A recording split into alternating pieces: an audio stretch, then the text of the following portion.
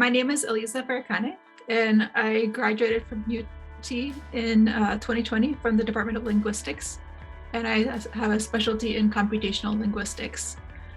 So shortly after I graduated, I got a job with a startup in Pittsburgh called Abridge AI as an NLP Research Scientist.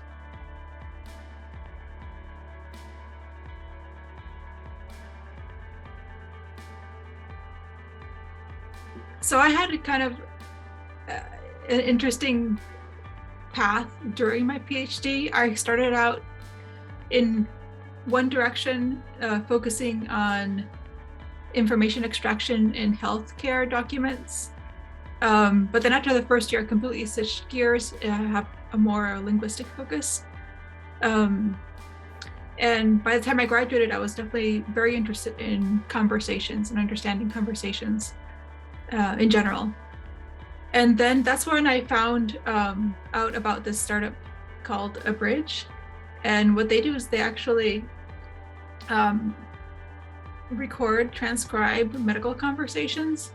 So it was kind of this interesting intersection between my first year of PhD when I was doing healthcare stuff and my main interest of understanding conversations. And so that's what really drew me to the company, and also being able to have an impact on a person, for example. So they have an app where you're able to use this functionality to record your conversations and extract useful information about your doctor's visit. I use it, so and it's useful to me. So I feel like if I can have that kind of impact on other people, then it's worth my time.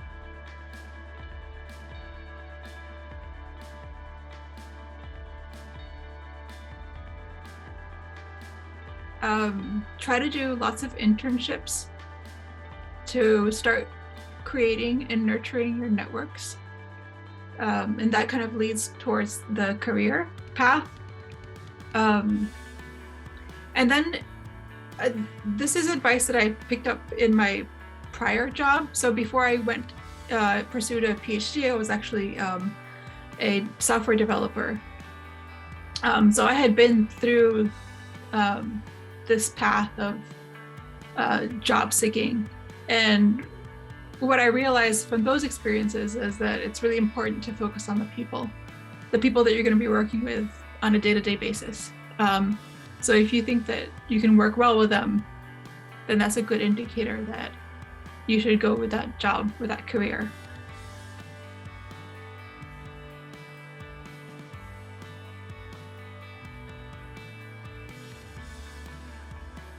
In my day-to-day job as an NLP research scientist, sometimes it fluctuates between more applied work.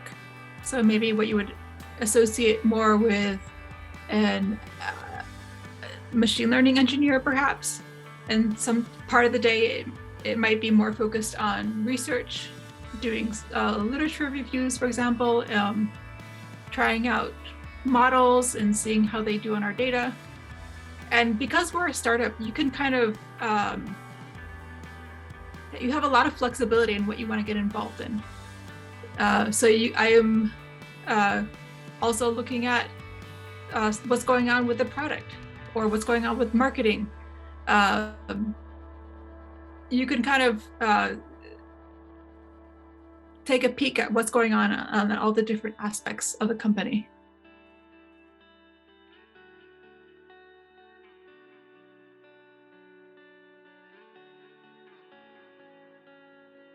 An interesting project that I worked on as a research scientist at Abridge was on a paper where I was looking at any possible bias that our classifier might have for classifying these utterances by doctors and patients. We're classifying them into different sections of a conversation.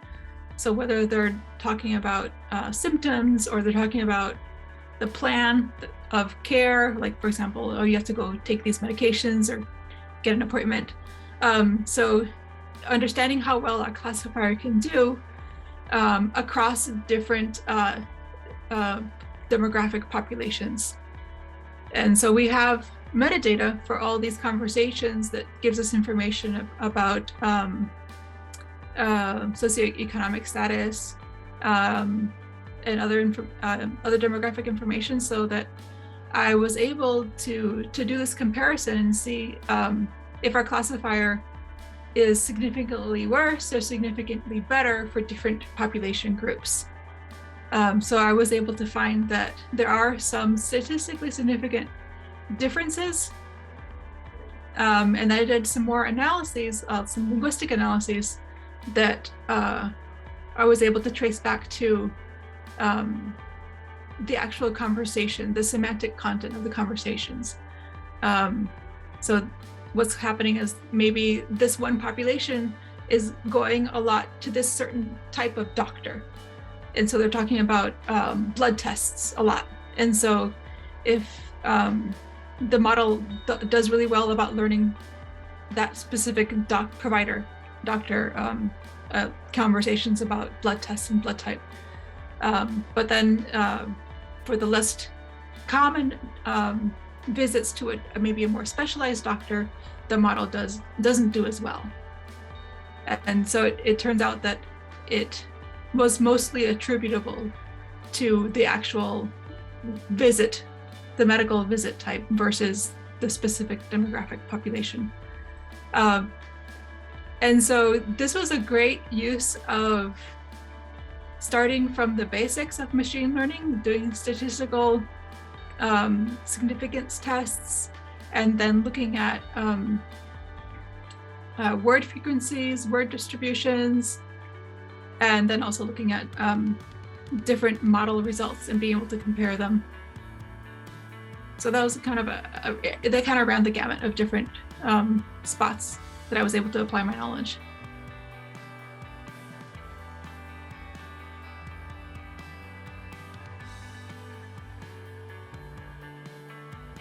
To industry, it's very important. So I also writing a little paragraph, a little letter that highlights your strengths, how you're a good fit for the company, what you can bring to the company, and why they're a good fit for you. So having that letter, and then together with your resume. So on the resume, you want to make sure it's tailored to the specific company that you're applying for. And you don't want it too cluttered, so get rid of anything that's before graduate school. Like, you can just say where you went for your undergrad, but I wouldn't include anything else unless it's incredibly relevant to that position. But really focus on what you did in your graduate studies, and especially what's relevant to that company.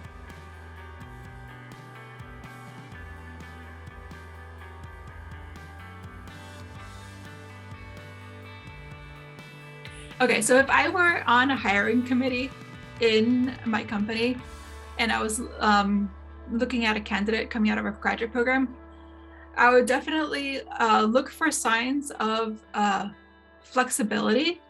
So especially in a startup, we have priorities that shift from week to week, sometimes day to day. So making sure that you're flexible in what you can work on, and being able to not just work on your little niche area, but so that your skills are transferable to other areas, and that you're willing to make that to take those extra steps. And the other thing that's important is that you can show that you have the ability to deliver interim results along the way, which is very different from when you're working on a research paper.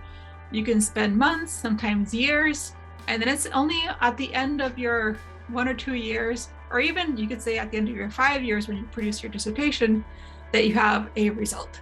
But this is very different from your career, where you want to have at the end of what we call these sprints, like these iterations, maybe at the end of a week, you want to be able to produce some meaningful result that will guide you to the next step. And so being able to clearly come up with what those results should be, and then be able to communicate those as well to the team.